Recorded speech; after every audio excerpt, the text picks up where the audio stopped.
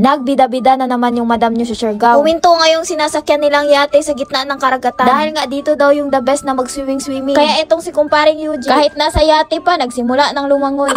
Hindi naman halatang excited tong taong to. Salamin. Nagsimula na ngang nag-swimming ang iba. Pero si madam may inalala pa. Sa gitna kasi to ng karagatan, baka kasi daw may pating dito. Naku madam, baka yung pating pa yung matatakot sa'yo. Eto na nga at tatalon na yung madam nyo. Sa mga taong hindi pa alam, etong madam nyo isa talagang serena. Seryosong usapan, magaling talagang lumangoy itong madam nyo. Kaya hindi na gumagamit ng life jacket yan. Nung nakita nilang tumalon si madam, nagsitalunan na din ang lahat. Merong nagdive, merong nag-aladar na, yung iba naglakas loob na lang talagang tumalon. Yung iba, wala na lang talagang choice ba? Paano kasi sinimulan pa kasi nitong madam nyo? Talagang ang linaw ng tubig dagat dito. Tignan nyo, kitang-kita pa itong palakang lumalangoy. Ay wait lang, si madam pala ito.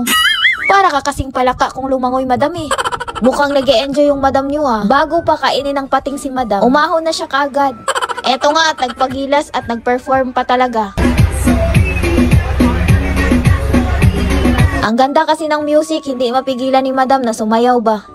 Yung iba nagsibabaan na sa yate. Etong madam nyo nakisuyo pa talaga. Na-videohan nga daw siya habang bumababa. Diba ang tindi ng madam nyo? Ang kaartihan dinala pa sa Siargao.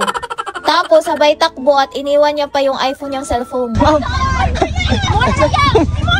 Huminto nga muna sila madam dito sa isang island para kumain lang. Syempre dapat kumain din no, hindi puro gala lang. Na-curious nga si madam paano nila piniprepare yung mga pagkain no. Kaya etong si madam chinek niya talaga kung paano ginawa ba. Abay hindi din para basta-basta. Tapos nag-offer si kuya ng mga drinks. Natakot pumili si madam kasi nga walang presyo. Maninay, maring green. Eto nga at namigay si ma'am ng mani. Pero pinatikim ko muna kay kumaring Maria kung masarap ba. Habang naghihintay nga sa pagkain, may lumapit nga na nagtitinda ng mga perlas. Real nga daw ito kasi sinisid pa daw nila ito sa West Philippine Sea. Dahil may love letter pa sa bracelet, pinabasa ko muna kay kumaring Maria. Ragdowers unete ako, eleksibela di siya tamay iti amo, wade niya asaya do. Unsa meaning? Please buy my products now, thank you. Diba sinong hindi mabubudol nito? Kung pati itong kaibigan ko, tinarantado ako. Akala nyo mura lang to? 500 ang isang bracelet, partida may tawad pa yan.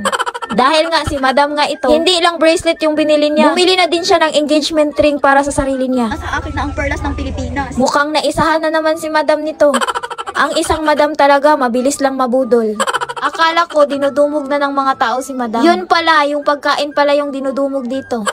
Siyempre, hindi muna pwedeng kumain hanggat wala talagang picture. Ready na nga kaming makipagbakbakan, no? Dahil hindi nga uso yung kutsara dito. Kaya eto, nagsuot si madam ng plastic gloves. Magta-transform ka talaga kapag gutom na. Hindi pa kami kumain, pero itong batang ito nag-dessert na. Siyempre, hindi magpapahuli itong madam nyo. Mahirap na, baka dahon na lang yung maiwan.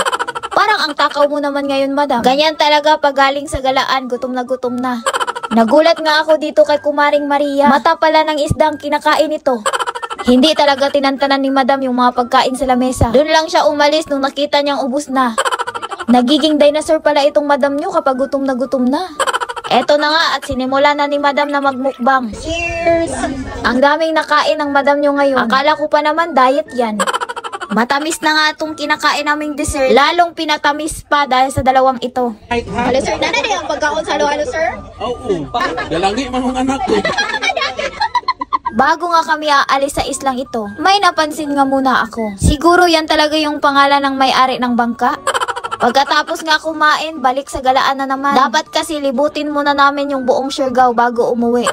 Kahit sa ang lugar, ang sweet talaga nitong mag-asawang ito. Parang sumusobra na talaga kayo ba? Wow, we're here in Naked Island! Ito pala yung tinatawag na Naked Island.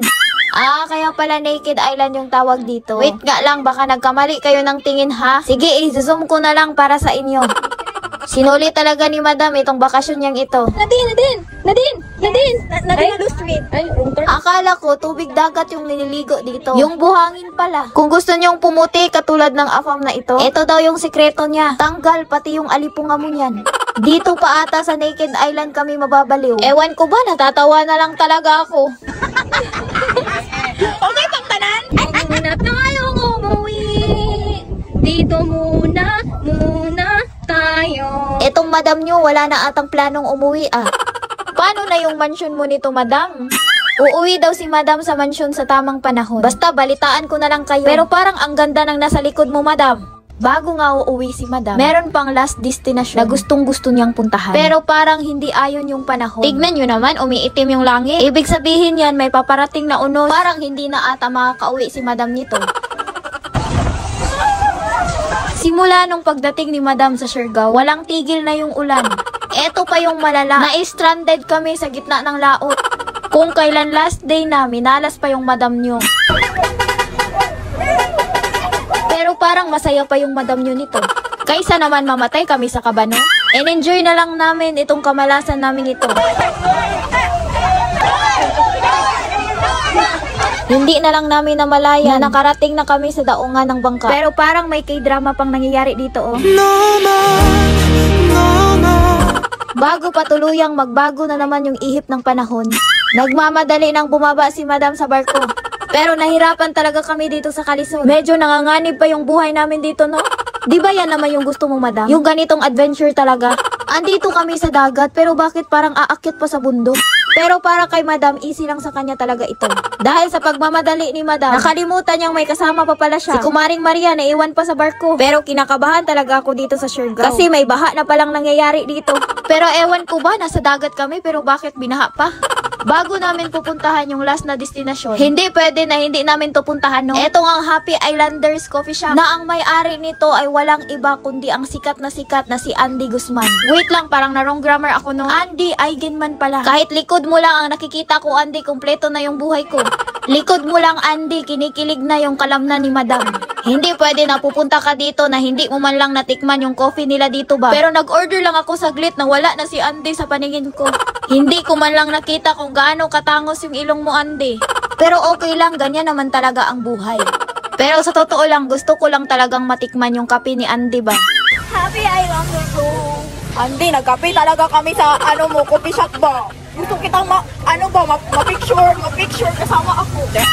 Uuwi pa naman kami bukas, Andy. Pero in fairness, ang sarap ng kape mo. Laban lang, maninay! What is money? Na.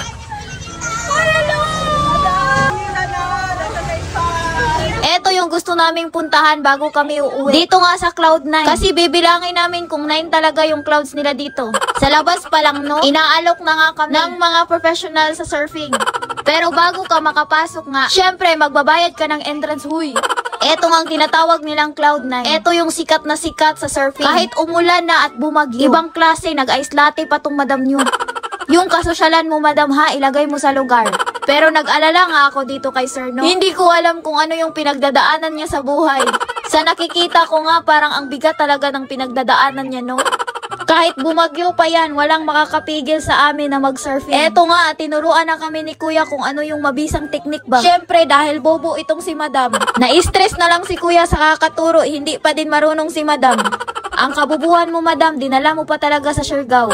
Napasabi na lang si madam na bahala na si Batman. Pero sa nakikita ko, hindi pala madali, no? Kailangan talagang makabalance ka. Kung hindi, laglag ka talaga. Ayan tuloy, parang natatakot na si madam mag-surfing nito. Pero dahil lumaki si madam na hindi sumusuko sa buhay, eto at nag-try si madam. Sa nakikita nyo, unang try ni madam, nahulog siya. Pero sa pangalawang pagkakataon, nakabalance na kagad yung madam nyo. Anong inaakala nyo, hindi fast learner tong si madam? Sinasabi ko sa inyo, nakaka-addict din pala itong surfing. Kaya itong si kumparing Yuji, ayaw nang tumigil eh. Pwedeng-pwede na talagang isasabak sa competition. Tignan nyo, si Kumaring Maria, ang galing-galing ng mag-surfing. Sinulit talaga namin, tumigil kami nung paggabi na. Dahil natuto na si madam mag-surfing, pwedeng-pwede na siyang umuwi sa mansyon.